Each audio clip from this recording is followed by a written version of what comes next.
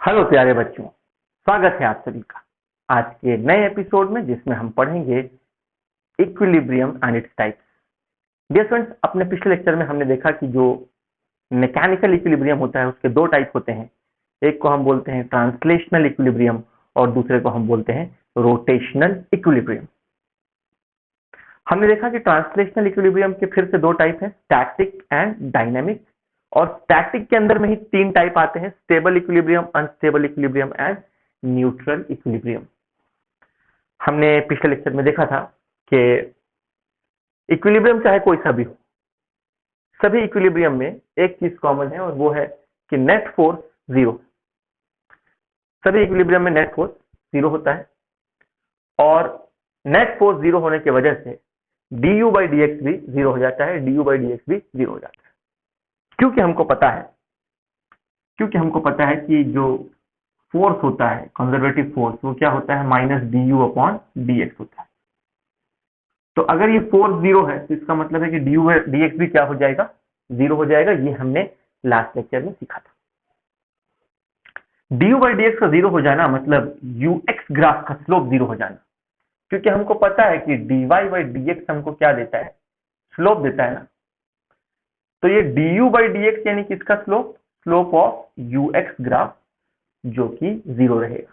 तो सभी इक्विलिब्रियम में ux ग्राफ का स्लोप जीरो रहने वाला है। अच्छा, इसके बाद हमने देखा कि जो स्टेबल इक्विलिब्रियम होता है उसमें पोटेंशियल एनर्जी मिनिमम होती है, अनस्टेबल में पोटेंशियल एनर्जी मैक्सिमम होती है और न्यूट्रल इक्विलिब्रियम में पोटेंशियल एनर्जी कांस्टेंट होती है। और अब इसी आधार पर कुछ और बातें हम करेंगे आज। तो डियर फ्रेंड्स, पहले तो हम यहाँ ग्राफ से शुरू करते हैं। तो अगर हम ध्यान से देखें तो मैं आपको दिखा रहा हूं, ये f और x का ग्राफ, फोर्स वर्सेस दूरी का ग्राफ। तो अगर हमें इस ग्राफ में कहा जाए कि we have to identify the points of equilibrium, चाहे वो कोई भी इक्विलिब्रियम हो, हमको इक्विलिब्रियम के पॉइंट्स अगर आइडेंटिफाई करने के लिए बोला जाए तो क्या हम वो पॉइंट्स आइडेंटिफाई कर पाएंगे? आओ देखते हैं कैसे। डियर फ्रेंड्स, हर वो पॉइंट जहां पर नेट फोर्स जीरो हो, हर वो पॉइंट जहां पर नेट फोर्स जीरो हो, वो इक्विलिब्रियम का पॉइंट कहलाएगा। क्या पॉइंट ए पर फोर्स जीरो है? हाँ है। क्या पॉइंट बी पर फोर्स जीरो है? यस। मैं यहां दिखा दूं तो ये जो पॉइंट ए है यहाँ पे नेट फोर्स जीरो है, पॉइंट बी पे भी नेट फोर्स जीरो है, पॉइंट सी पे नेट फोर्स जीरो है और पॉइंट डी पर भी नेट फोर्स जीरो है। इन चारों पॉइंट पे नेट फोर्स जीरो है। इसका मतलब क्या है? इसका मतलब यह है कि ये चारों पॉइंट्स ऑफ इक्विलिब्रियम है। अब वो कौन सा इक्विलिब्रियम है ये बाद में देखेंगे, पहले तो इतना पता कर लो कि भैया कौन सा पॉइंट इनमें से इक्विलिब्रियम वाला पॉइंट है। तो हमने देखा कि ए बी सी और डी, ये जो चार पॉइंट्स हैं, ये चारों इक्विलिब्रियम के पॉइंट्स हैं, क्योंकि इन चारों पे नेट फोर्स जीरो है। बहुत अच्छी बात है। अब अगर हमें पता लगाना है कि इनमें से कौन सा पॉइंट स्टेबल इक्विलिब्रियम वाला पॉइंट है, कौन सा पॉइंट न्यूट्रल इक्विलिब्रियम वाला पॉइंट है और कौन सा पॉइंट अनस्टेबल इक्विलिब्रियम वाला पॉइंट है, ये पता लगाने के लिए एक छोटा सा मेथड, वो ये है डियर फ्रेंड्स, कि याद करो कि हमने जब स्टेबल इक्विलिब्रियम पढ़ा था तो हमने कुछ ऐसा डायग्राम बनाया था, और जब हमने अनस्टेबल इक्विलिब्रियम पढ़ा था तो हमने कुछ ऐसा डायग्राम बनाया था, और जब हमने न्यूट्रल इक्विलिब्रियम पढ़ा था तो हमने कुछ ऐसा डायग्राम बनाया था। ठीक है, तो अभी ध्यान से देखें, अगर मैं पॉइंट ए की बात करूं तो अब इस पॉइंट से मैं राइट को जाऊं या लेफ्ट को जाऊं, यानी डिस्प्लेसमेंट बढ़ाऊं या घटाऊं, इन दोनों केसेस में फोर्स जीरो ही रहने वाला है। यानी डिस्प्लेसमेंट बढ़ाओगे तो भी नेट फोर्स जीरो ही रहेगा, डिस्प्लेसमेंट घटाओगे तो भी नेट फोर्स जीरो ही रहेगा। इसका मतलब वो कौन सा इक्विलिब्रियम है? इसका मतलब वो न्यूट्रल इक्विलिब्रियम। क्यों? क्योंकि इस बॉडी को हम उधर मूव कराएं या इधर मूव कराएं, उधर मूव करा के छोड़ दो फिर भी नेट फोर्स जीरो ही रहेगा, इधर मूव करा के छोड़ दो फिर भी नेट फोर्स 0 ही रहेगा, वो वहीं का वहीं बैठा रहेगा चुप से। इसका मतलब ये हुआ कि जो पॉइंट ए है ये है एक न्यूट्रल इक्विलिब्रियम का पॉइंट। यानी डियर स्टूडेंट्स, अगर मैं यहां लिखूं तो मैं लिखूंगा कि ए जो है वो है न्यूट्रल इक्विलिब्रियम का पॉइंट। अब हम बात करते हैं पॉइंट बी। तो डियर फ्रेंड्स, पॉइंट बी में देखते हैं क्या हो रहा है। एक्स को बढ़ाने से, देखो जब तुम उधर जा रहे हो तो ये ग्राफ ऊपर जा रहा है ना, तो एक्स को बढ़ाने से फोर्स भी बढ़ रहा है। हाँ, यानी एक्स के बढ़ने से फोर्स बढ़ रहा है और सेम दिशा में बढ़ रहा है। यानी एक्स को बढ़ा रहे हैं तो फोर्स पॉजिटिव है और उसी दिशा में है ना, और जब एक्स को घटा रहे हैं तो फोर्स भी घट जा रहा है। आओ देखते हैं डियर स्टूडेंट इस वाले केस को। इस वाले केस में क्या होता है कि अगर हम इस बॉडी को डिस्प्लेस करें उस तरफ, डिस्प्लेस करते ही उसके ऊपर एक नेट फोर्स लगने लगेगा, और अगर हम उसको पॉजिटिव डिस्प्लेस करेंगे तो फोर्स भी पॉजिटिव लगेगा, और अगर हम नेगेटिव में उसको डिस्प्लेस करेंगे तो फोर्स भी नेगेटिव में ही लगने लगेगा, है ना। देखो मैं इसको पुश करूंगा, उधर डिस्प्लेस करूंगा तो फोर्स भी इधर ही लगने लगेगा, इधर डिस्प्लेस करूंगा तो फोर्स भी इधर ही लगने लगेगा। जिधर तुम डिस्प्लेस करोगे फोर्स उधर ही लगने लगेगा। यानी डिस्प्लेसमेंट पॉजिटिव तो फोर्स भी पॉजिटिव, डिस्प्लेसमेंट नेगेटिव तो फोर्स भी नेगेटिव एक्ट करने लगेगा, जो कि यहां हो रहा है। डिस्प्लेसमेंट पॉजिटिव तो फोर्स पॉजिटिव, डिस्प्लेसमेंट नेगेटिव तो फोर्स नेगेटिव। यानी ये जो पॉइंट है ये कौन सा पॉइंट हो गया डियर फ्रेंड्स? ये पॉइंट हो गया अनस्टेबल इक्विलिब्रियम का पॉइंट। यानी पॉइंट बी जो है it is a point of unstable equilibrium. ठीक है, उसके बाद हम आते हैं पॉइंट सी की ओर।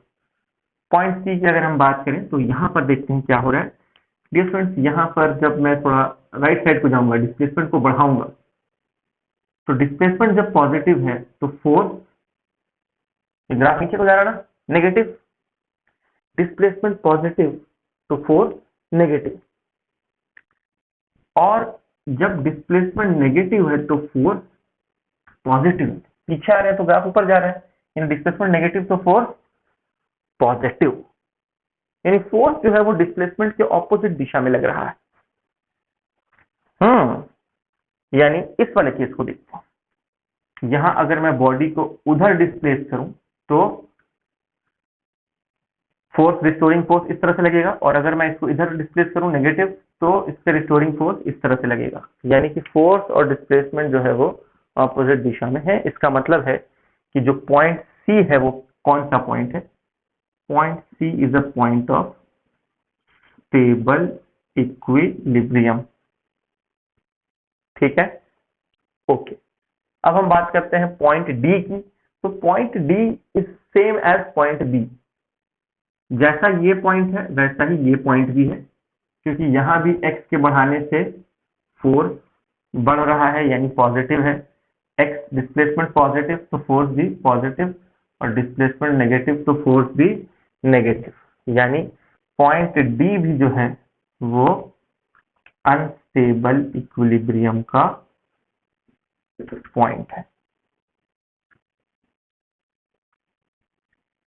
तो उम्मीद है यहां तक बात समझ आई होगी डियर फ्रेंड्स कि हम एफएक्स ग्राफ में किस तरह से इक्विलिब्रियम वाले पॉइंट्स को आइडेंटिफाई करते हैं।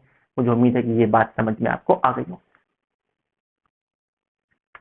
अब यहां पर हम इस तरह से भी कंक्लूड कर सकते हैं कि जब कभी एफएक्स, अच्छा उस कंक्लूजन के बाद में आते हैं, पहले एक यूएक्स ग्राफ देख लेते हैं। अब अगर करस्पॉन्डिंग यूएक्स ग्राफ मुझे बनाना पड़ा तो करस्पॉन्डिंग यूएक्स ग्राफ में कैसे बना पाऊंगा, आओ देखते हैं। तो डिफरेंट, पहले तो ये देख लो कि हमने देखा था कि इक्विलिब्रियम चाहे कोई सा भी हो, हर एक इक्विलिब्रियम में यूएक्स ग्राफ का स्लोप क्या होने वाला है, 0 होने वाला है। यानी क्योंकि ए एक इक्विलिब्रियम का पॉइंट है तो यहाँ पर स्लोप क्या है, 0 है, यहाँ पर भी स्लोप 0 है। स्लोप कैसे बनाते हैं, टैंजेंट ड्रॉ करते हैं उस पॉइंट पर, जिस पॉइंट पर स्लोप चाहिए उस पॉइंट पे टैंजेंट ड्रॉ करो तो तुमको स्लोप मिलेगा। और हम देख रहे हैं कि the tangent is parallel to the x axis ना, तो ये स्लोप 0 बता रहे हैं, है ना।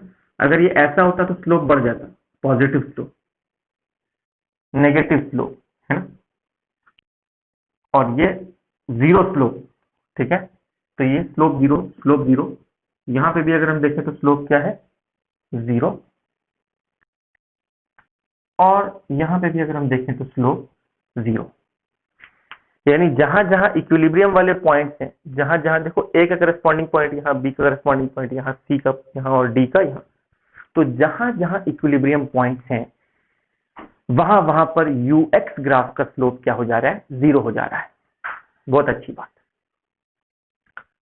अब जैसा कि हमने ऊपर पता लगाया था, नीचे भी हम बता सकते हैं कि भाई बी जो है वो कैसा इक्विलिब्रियम है, अनस्टेबल इक्विलिब्रियम है, ए न्यूट्रल इक्विलिब्रियम है। देखो ना, देखो इस तरह से लिखते हैं कि अगर मैं उधर जाऊं या इधर जाऊं, मतलब इसके नेबरिंग पॉइंट्स को देखो, ए के नेबरिंग पॉइंट्स को देखते हैं, तो उधर जाऊं या इधर जाऊं पोटेंशियल एनर्जी में कोई बदलाव नहीं आ रहा पॉइंट ए के लिए। यानी पॉइंट ए से तुम थोड़ा सा राइट जाओ, थोड़ा सा लेफ्ट जाओ, पोटेंशियल एनर्जी ना ही बढ़ रही है ना ही घट रही है, कांस्टेंट रह रही है, जो कि यहाँ होता है एडिशन।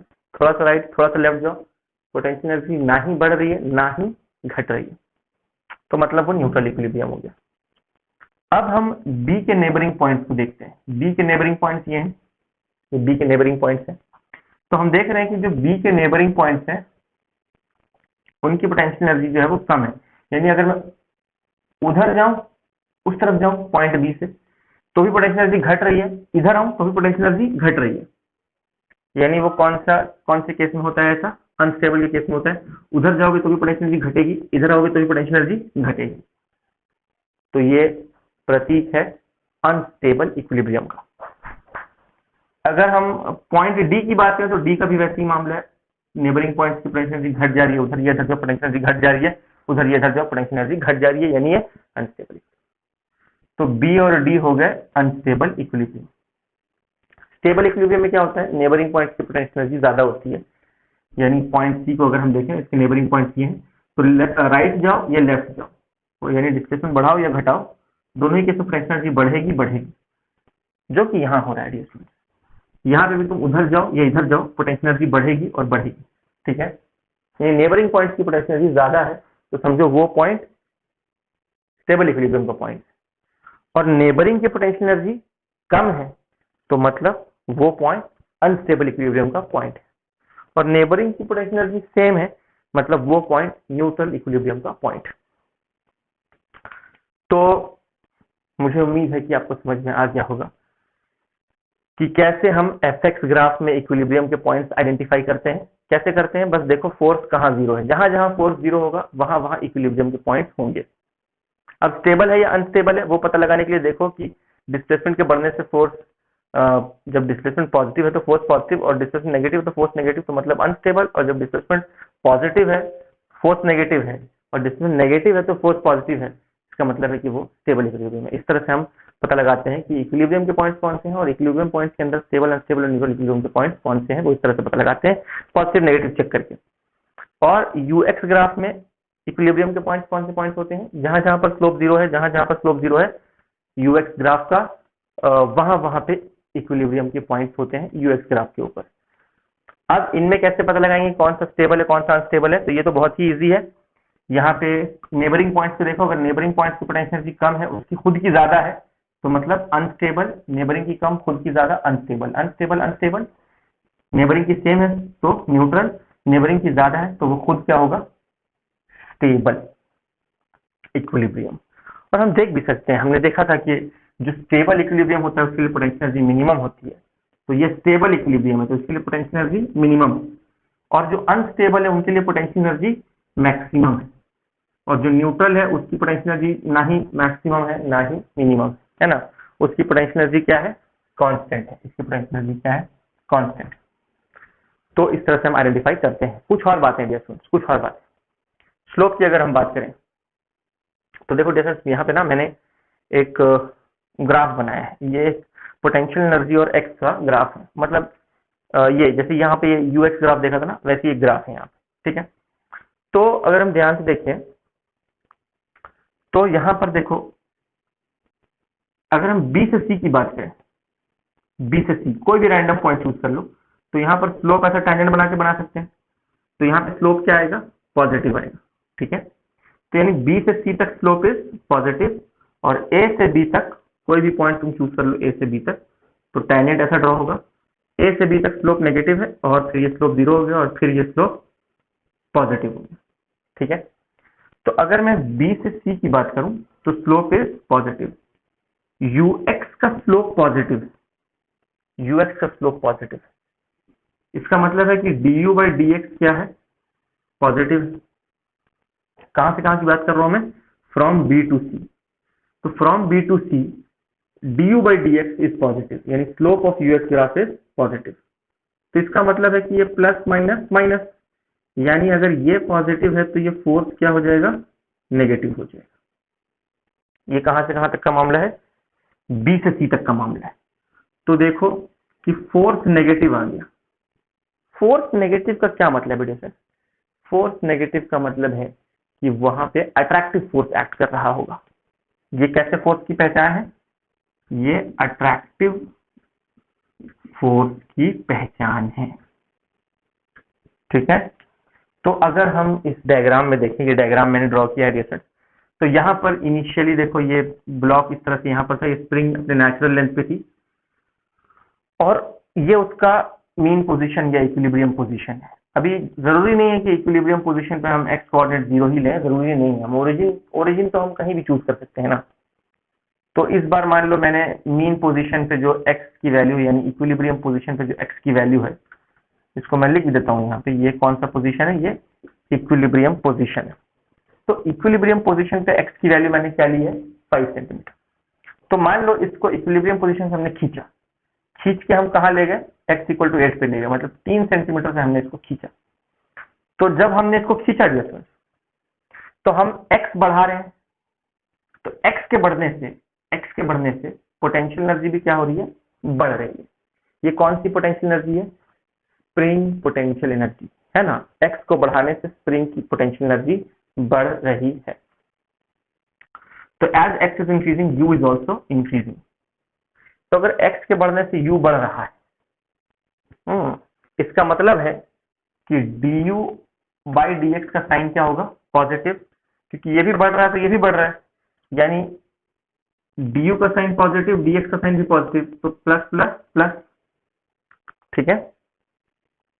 तो अगर x के बढ़ने से u बढ़ रहा है तो उस केस में फोर्स क्या आ जाएगा, नेगेटिव आ जाएगा, क्योंकि अगर ये प्लस है ये प्लस है, तो ये प्लस प्लस प्लस और प्लस माइनस माइनस, यानी फोर्स नेगेटिव आ रहा है। यानी कि यहाँ पे कौन सा फोर्स एक्ट करेगा, अट्रैक्टिव फोर्स। और हमको पता ही है जब हम इसको खींचेंगे ना तो कंजर्वेटिव फोर्स किधर लग रहा है, इसको अट्रैक्ट करने की कोशिश कर रहा है ना डियर। पता ये चला कि जब भी F नेगेटिव आ जाए तो समझना फोर्स वहां पे कैसा है, अट्रैक्टिव। यस, यानी इस बात को मैं ग्राफ से बताता हूँ। ग्राफ में अगर हम ध्यान से देखें, जैसे कि ये यूएक्स ग्राफ देखते हैं, तो यूएक्स ग्राफ में यहाँ पर स्लोप क्या है, पॉजिटिव आया। यानी याद रखना कि जब भी यूएक्स ग्राफ का स्लोप पॉजिटिव होगा तो मतलब ये वाली वैल्यू पॉजिटिव होगी, और फोर्स नेगेटिव होकर क्या बन जाएगा, अट्रैक्टिव बन जाएगा। यानी ऐसा अपवर्ड स्लोप रहा यूएक्स ग्राफ का, तो वहां पे attractive force, attractive force, attractive force, यहाँ पे हर एक पॉइंट पे फोर्स कैसा है, अट्रैक्टिव। यहाँ पे भी हम देख सकते हैं, यहाँ पे अगर हम देखें ध्यान से तो यहाँ से यहाँ तक स्लोप कैसा है, अपवर्ड है ना। यानी यहाँ से यहाँ तक फोर्स कैसा है, अट्रैक्टिव। और यहाँ पर भी इस पॉइंट से आगे बढ़ेंगे तो अट्रैक्टिव, अट्रैक्टिव। रिपल्सिव फोर्स की बात करते हैं। रिपल्सिव फोर्स यानी डियर फ्रेंड्स, अगर मान लो हमने डिस्प्लेसमेंट को घटाया, अभी तो क्या कर रहे थे हम, अभी तो हम डिस्प्लेसमेंट को बढ़ा रहे थे, तो डिस्प्लेसमेंट को बढ़ाने से पोटेंशियल एनर्जी भी बढ़ रही थी। ये स्लोप जो है वो पॉजिटिव आ गया था और इसकी वजह से फोर्स जो है वो नेगेटिव आ गया था, जिसको हमने अट्रैक्टिव फोर्स बोला था। यहाँ से यहाँ तक फोर्स अट्रैक्टिव है, ठीक है। अब हम क्या कर रहे हैं, डिस्प्लेसमेंट को घटा रहे हैं। तो देखते हैं डिस्प्लेसमेंट घटाने से भी पोटेंशियल एनर्जी क्या हो रही है, बढ़ रही है। यहाँ देखो, तो इनिशियली वो इस नेचुरल लेंथ पे था, हमने इसको प्रेस करना शुरू किया। तो जब प्रेस करना शुरू किया तो हम डिस्प्लेसमेंट को क्या कर रहे हैं, घटा रहे हैं। देखो यहाँ पे x5, इनिशियली x कहाँ पे था, 5 पे था, हम उसको घटा रहे हैं, इसको इधर प्रेस कर रहे हैं, मतलब हम उसका डिस्प्लेसमेंट कम कर रहे हैं। तो देखो x5 से हम उसको x2 तक लेके आए ना, ऐसे प्रेस करके, x5 से x2 तक लेके आए प्रेस करके। तो यहाँ पे क्या हो रहा है, डिस्प्लेसमेंट घटा रहे हैं, तो डिस्प्लेसमेंट के घटने से भी पोटेंशियल एनर्जी बढ़ जा रही है। तो अगर डिस्प्लेसमेंट के घटने से पोटेंशियल एनर्जी, देखो स्प्रिंग फिर से कंप्रेस होने लगा ना, स्प्रिंग स्ट्रेच हो या स्प्रिंग कंप्रेस हो, दोनों ही केस में उसकी पोटेंशियल एनर्जी क्या होती है, बढ़ती है, पोटेंशियल एनर्जी बढ़ती है, क्योंकि वो प्रेस हो या स्ट्रेच हो, दोनों ही केस में पोटेंशियल एनर्जी बढ़ती है। तो यहाँ पर भी डिस्प्लेसमेंट हम उसको स्ट्रेच कर रहे हैं, तो डिस्प्लेसमेंट तो बढ़ रहा है, यानी एक्स की वैल्यू बढ़ रही है, तो पोटेंशियल एनर्जी भी बढ़ रही है। और यहाँ डिस्प्लेसमेंट नेगेटिव है, फिर भी पोटेंशियल एनर्जी जो है वो बढ़ रही है। अब ध्यान देने वाली बात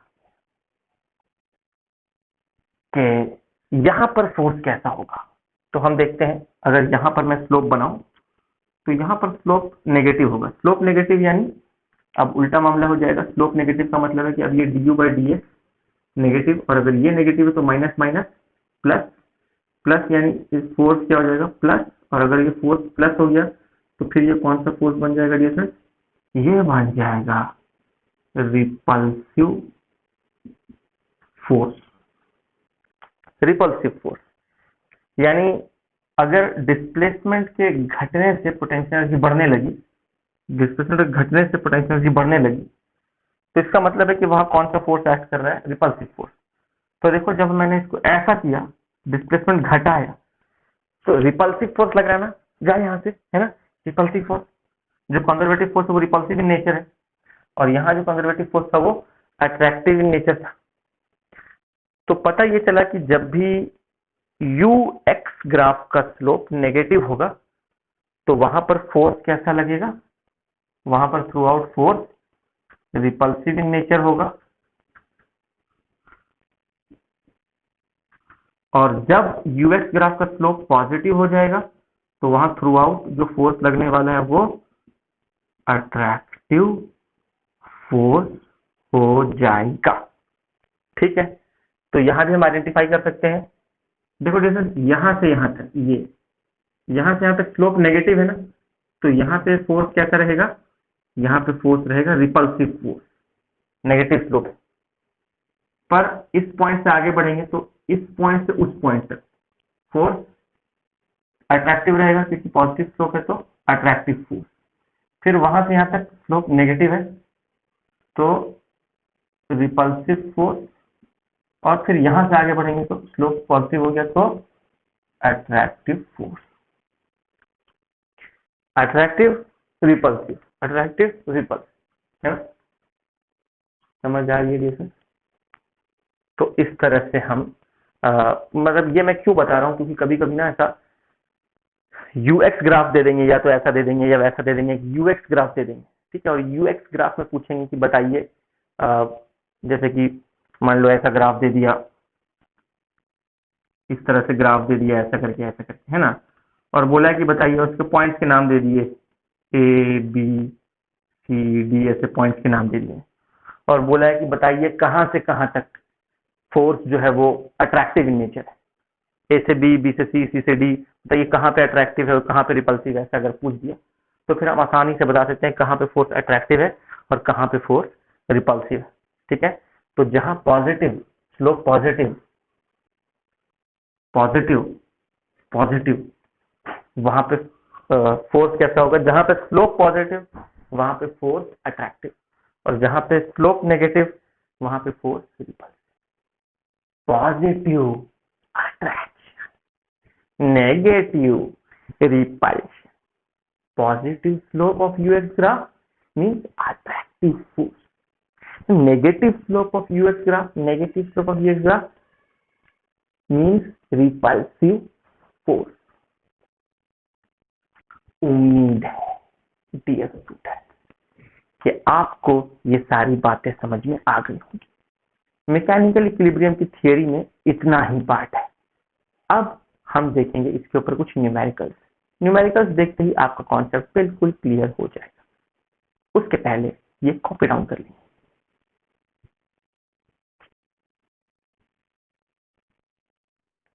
ऑल राइट डियर स्टूडेंट्स, अब हम देखते हैं एक प्रॉब्लम। तो ये प्रॉब्लम हमको दिया हुआ है, उसने बोला है कि u is a function of x। u का इक्वेशन हमको दिया हुआ है, यानी पोटेंशियल एनर्जी का इक्वेशन हमको दिया हुआ है ax² - bx। यहाँ उसने बोला है कि a and b are positive constant, a और b कोई तो भी कांस्टेंट है, और पता लगाना है कि फाइंड द इक्विलिब्रियम पोजीशन। बताइए कि इक्विलिब्रियम पोजीशन कहाँ पर होगा। ठीक है, तो वो हम आराम से पता लगा सकते हैं। और देखते हैं कैसे, स्टेप बाय स्टेप जाएंगे। तो देखो, इक्विलिब्रियम पोजीशन चाहे कोई सा भी इक्विलिब्रियम पोजीशन, वहां पे du/dx क्या रहता है, 0। क्यों, मतलब फोर्स 0 है इसलिए du/dx 0। तो सबसे पहले हम क्या करेंगे कि भाई du/dx को इक्वल टू 0 करेंगे। तो पहले du/dx निकालता हूं मैं। तो सबसे पहले मैं क्या कर रहा हूं, मैं लिख रहा हूं du/dx है इज इक्वल टू 0। तो this implies that d/dx of u क्या है, u है ax² - bx is equal to 0। अब यहां से इसको डिफरेंशिएट करेंगे तो ये क्या हो जाएगा, ये हो जाएगा 2ax - b is equal to 0। और इस माइनस बी को उधर भेजो तो प्लस बी हो जाएगा, और x हो जाएगा b/2a। ध्यान से देखेंगे तो हम देख रहे हैं कि du/dx इक्वल टू 0 करने से x की वैल्यू आ गई b/2a, यानी x के इस वैल्यू के लिए हमको इक्विलिब्रियम पोजीशन मिलेगी। हाँ डियर फ्रेंड्स, देखो डियर फ्रेंड्स, अब हमें पता लगाना है कि ये जो इक्विलिब्रियम पोजीशन है वो कौन सा इक्विलिब्रियम पोजीशन है, स्टेबल है, क्योंकि du/dx इक्वल टू 0 तो तीनों केस के लिए एप्लीकेबल है ना। तो अब ये x की इस वैल्यू के लिए जो हमको पोजीशन मिलने वाली है, ये कि कौन से इक्विलिब्रियम की पोजीशन है, स्टेबल, अनस्टेबल या न्यूट्रल, वो कैसे पता लगाएंगे। तो उसके लिए हम क्या करते हैं, डबल डिफरेंशिएशन करते हैं। पोटेंशियल एनर्जी का डबल डिफरेंशिएशन करो। अगर डबल डिफरेंशिएशन पॉजिटिव है मतलब वो स्टेबल इक्विलिब्रियम का पॉइंट है, अगर डबल डिफरेंशिएशन नेगेटिव है मतलब वो अनस्टेबल का पॉइंट है, और डबल डिफरेंशिएशन 0 है तो मतलब वो न्यूट्रल इक्विलिब्रियम का पॉइंट है। तो एक बार और डिफरेंशिएट करेंगे हम u को। तो देखो, तो u हमारा क्या था, u हमारा था ax² - bx। इसको एक बार डिफरेंशिएट किया तो ये आया ना, मतलब मैं ऐसा लिख रहा हूं du/dx जब हमने किया, du/dx यानी d/dx ऑफ ax² - bx जब हमने किया तो हमको क्या मिला, du/dx हमको मिला 2ax - b मिला था। डिफरेंशिएट करने के बाद हमें मिला था 2ax - b। अब इसको हमको एक बार और डिफरेंशिएट करना है, तो इसको एक बार और डिफरेंशिएट करेंगे तो ये हो जाएगा d²u/dx²। तो ये क्या बन जाएगा डियर फ्रेंड्स, मैं अच्छे से लिख देता हूँ, d/dx ऑफ 2ax - b, ये ऐसा हो जाएगा। अब यहाँ 2a कांस्टेंट है तो ये इन दोनों के पास जाएगा, और अब देखते हैं वो क्या बन जाएगा। तो वो हो जाएगा d²u/dx² is equal to 2a बाहर निकलेगा, और ये हो जाएगा d/dx ऑफ x अंदर फंस गया ना, देखो ये वाला x, minus d/dx of b। इस तरह से लिख सकता हूं। अब ये जो कांस्टेंट है, ये कांस्टेंट बाहर क्यों नहीं आया, क्योंकि इसके साथ कोई वेरिएबल नहीं है। ये 2a क्यों बाहर आ गया, क्योंकि ये इसके साथ अंदर में, हाँ ये जो कांस्टेंट है ना इसके साथ वेरिएबल था, तो ये कांस्टेंट भाग गया बाहर, वेरिएबल को फंसा दिया अंदर। लेकिन ये किसको फंसा के बाहर भाग पाएगा, बाहर नहीं पाएगा। तो ये dx/dx ये तो 1 हो जाएगा, और ये कांस्टेंट का डिफरेंशिएशन 0 हो जाएगा। तो अल्टीमेटली ये क्या बचा, +2a। अरे D square you upon D x square क्या आ गया, एक पॉजिटिव वैल्यू आ गई। ए वैसे भी पॉजिटिव है, उसने क्वेश्चन में ही बोला है and B are positive constant, तो ए तो वैसे भी पॉजिटिव है और ये भी पॉजिटिव है, तो पूरा का पूरा टर्म क्या हो गया, पॉजिटिव हो गया। क्योंकि ये डबल डिफरेंशिएशन, यू का डबल डिफरेंशिएशन पॉजिटिव आया, यू का डबल डिफरेंशिएशन पॉजिटिव आया, मतलब वो कौन सा इक्विलिब्रियम है, यानी एक्स के इस वैल्यू के लिए हमको कौन सा इक्विलिब्रियम मिल रहा है, हमको स्टेबल इक्विलिब्रियम मिल रहा है। यानी वहां पर उसके करस्पॉन्डिंग जो पोटेंशियल एनर्जी होगी वो कौन सी पोटेंशियल एनर्जी होगी, मिनिमम होगी। तो याद रखना, डबल डिफरेंशिएशन पॉजिटिव मतलब it is a point of minima, और डबल डिफरेंशिएशन नेगेटिव मतलब it is a point of maxima. ठीक है, यानी अगर मैं निकालना चाहूं, क्योंकि ये पॉइंट ऑफ मिनिमा आ गया है, डबल डिफरेंशिएशन पॉजिटिव है मतलब कि वही एक्स के इस वैल्यू के लिए, एक्स के इस वैल्यू के लिए पोटेंशियल एनर्जी क्या आएगी, मिनिमम आएगी। ठीक है, तो यू की मिनिमम वैल्यू भी हम निकाल सकते हैं, यानी this is the point of, यानी लिखता हूं point of minima, point of minima. Dear students, मैं आशा करता हूं कि आपने मैक्सिमा और मिनिमा का कॉन्सेप्ट मैथ्स में पढ़ा होगा, मैथ्स में नहीं तो फिजिक्स में भी आपको पढ़ाया गया होगा। ठीक है, और अगर नहीं भी पढ़ाया गया तो यहाँ देखकर तुमको बात समझ में आ जाएगी। तो अब मैं क्या कर रहा हूँ, u की मिनिमम वैल्यू निकाल रहा हूँ। तो u की अगर मुझे मिनिमम वैल्यू चाहिए तो उसके लिए मैं क्या करूंगा, x के इस वैल्यू को उठाओ और x के इस वैल्यू को उठा के मैं यहाँ पुट करूंगा डियर फ्रेंड्स। तो a इंटू एक्स स्क्वायर यानी a into B by two A का स्क्वायर हो जाएगा B square upon four A square, है ना, मल्टीप्लीकेशन में है, माइनस बी इंटू एक्स यानी B into B by two A, ऐसा लिख सकता हूँ मैं। थोड़ा सा सॉल्व कर लेते हैं, तो ये a और a कैंसिल आउट हो जाएगा, तो ये हो जाएगा B square upon four A और ये हो जाएगा minus B square upon two A. ठीक है, u मिनिमम। तो डियर फ्रेंड्स, ये आ गई u की मिनिमम वैल्यू, u की मिनिमम वैल्यू आ गई है। इसको हम और फर्दर भी सॉल्व कर सकते हैं। u मिनिमम हम क्या लिख सकते हैं, देखो यहाँ बी स्क्वायर अपॉन टू ए कॉमन निकाल दो, तो ये क्या बचेगा, ये बचेगा one by two minus one by one. ठीक है, तो भैया आधा माइनस एक, माइनस आधा ना, माइनस आधा, आधा में से एक उड़ा दो, हाफ में से वन उड़ा दोगे तो क्या बचेगा, माइनस वन बाई टू बचेगा। तो minus B square upon four A, ये आ गई u की मिनिमम वैल्यू, जो कि नेगेटिव है। इसका मतलब है कि वो फंक्शन कुछ ऐसा बनेगा, अगर उसका ग्राफ को मैं रफली प्लॉट करूं तो रफली वो ग्राफ कुछ इस तरह से बन सकता है। डिफरेंस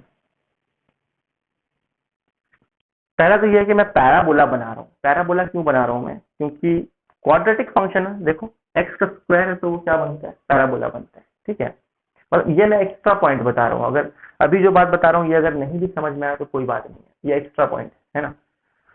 तो क्वाड्रेटिक फंक्शन रहा यानी एक्स का स्क्वायर रहा तो पैराबोला बनता है, लीनियर फंक्शन रहता तो स्ट्रेट लाइन बनता है, जैसे y equal to mx plus C, x का पावर 1 है ना, तो वहां पर स्ट्रेट लाइन बनता है। लेकिन x का पावर अगर 2 आ जाए तो वहां पे पैराबोला बनता है, x का पावर 3 आ जाए तो कुछ अलग अलग कर्व बनता है जिसकी आपको टेंशन लेने की जरूरत नहीं। ठीक है, तो अभी देखो जब भी हम पैराबोला की बात करेंगे तो यहाँ पर तो x है और यहाँ पर कौन है, पोटेंशियल एनर्जी। पोटेंशियल एनर्जी की जो मिनिमम वैल्यू वो नेगेटिव है, इसलिए मैंने इसको ना नीचे लेके बनाया है, क्योंकि इसकी जो मिनिमम वैल्यू है पोटेंशियल एनर्जी की, यही यू मिन है और ये यू मिन नेगेटिव है ना, इसलिए इसको मैंने नीचे बनाया है। अगर यू मिन वैल्यू पॉजिटिव होती ना तो वो ऐसा बनाता,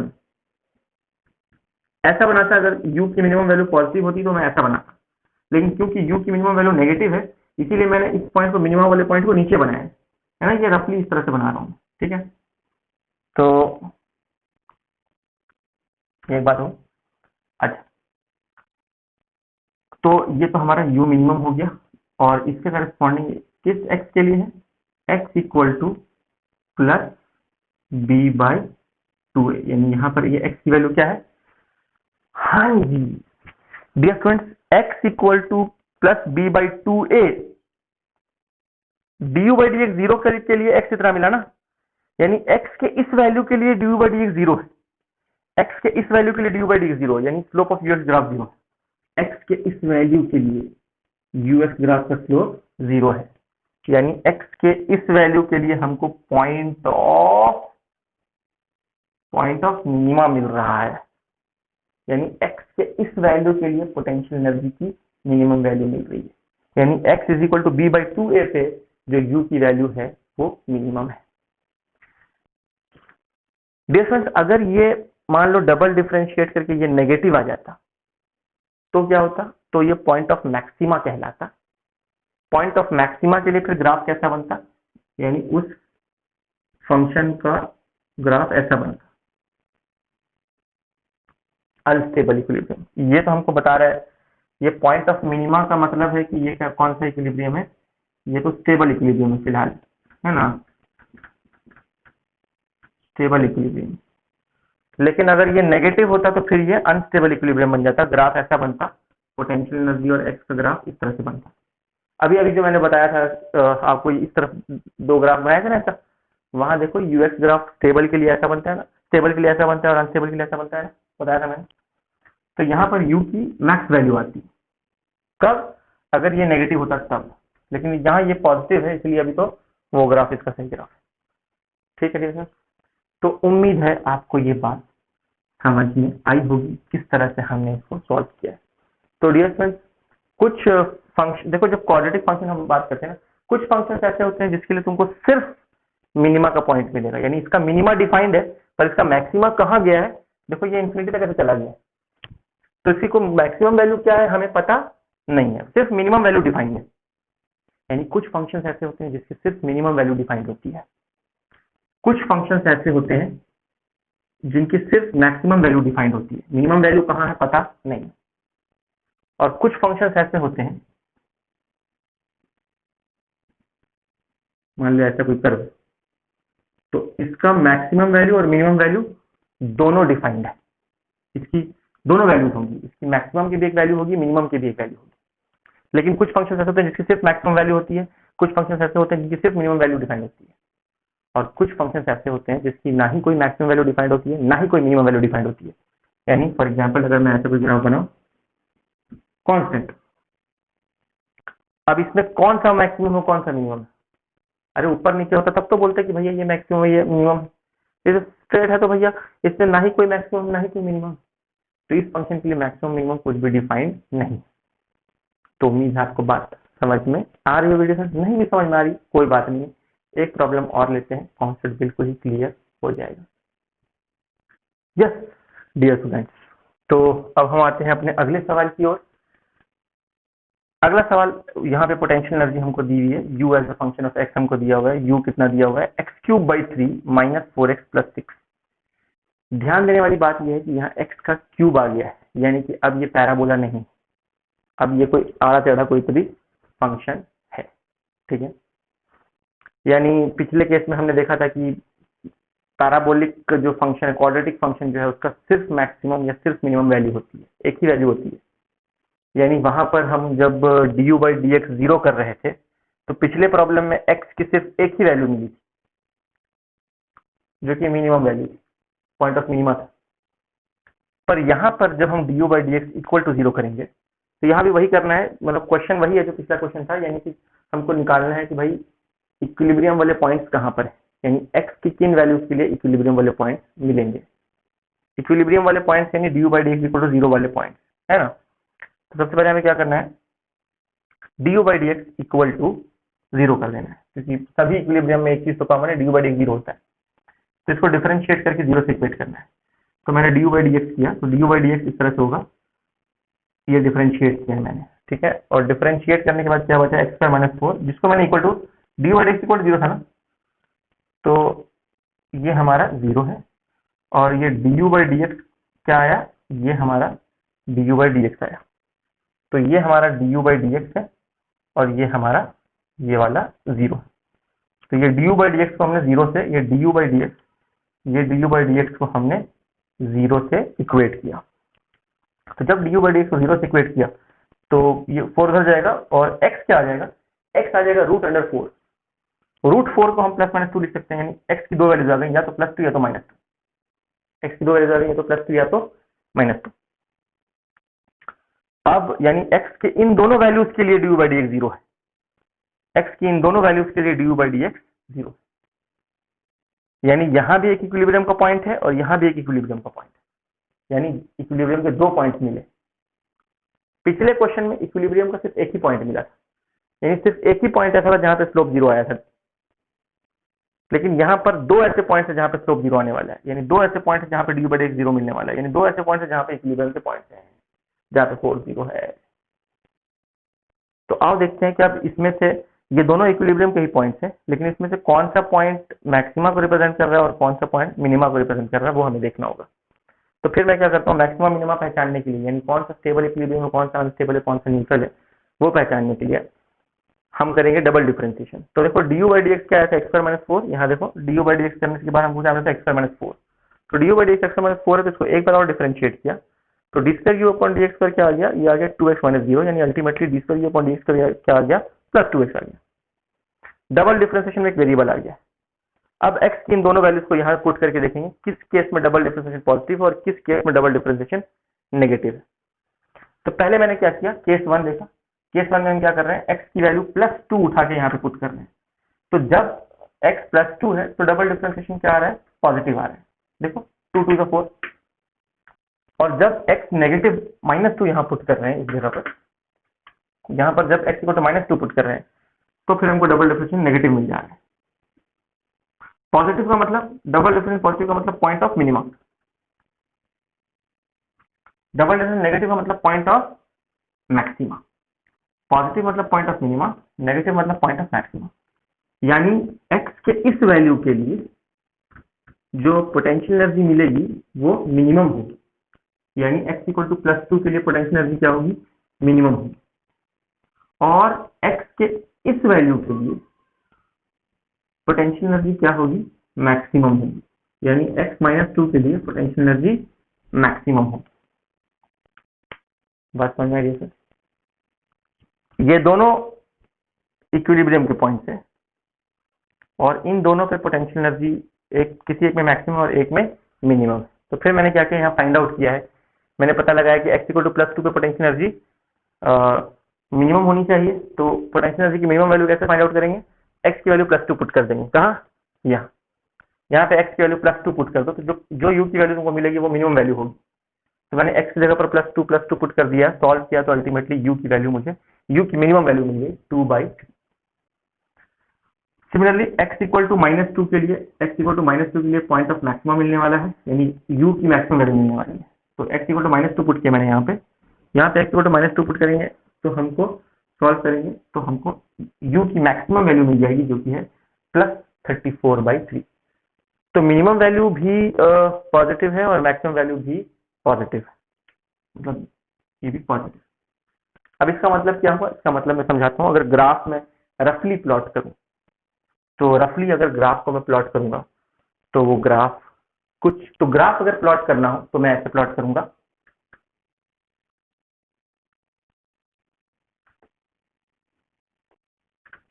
अभी x की दो वैल्यूज है, +2 और -2। तो मैं यहां ले लेता हूं x -2 और यहां ले लेता हूं x +2। ठीक है, ये दोनों इक्विलिब्रियम के पॉइंट्स, यानी इन दोनों पे स्लोप क्या होना चाहिए, ux ग्राफ का 0 होना चाहिए। -2 किसका पॉइंट है, x -2 पॉइंट ऑफ मैक्सिमा है, पॉइंट ऑफ मैक्सिमा।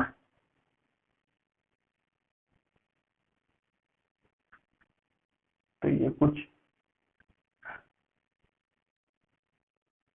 एक रफ डायग्राम में ड्रॉ कर रहा हूं, यानी x +2 पर मुझे पोटेंशियल एनर्जी की मैक्सिमम वैल्यू मिलेगी और x -2 पे मुझे पोटेंशियल एनर्जी की मिनिमम वैल्यू मिलेगी। यहाँ भी ux ग्राफ का स्लोप 0 है, यहाँ भी ux ग्राफ का स्लोप 0 है।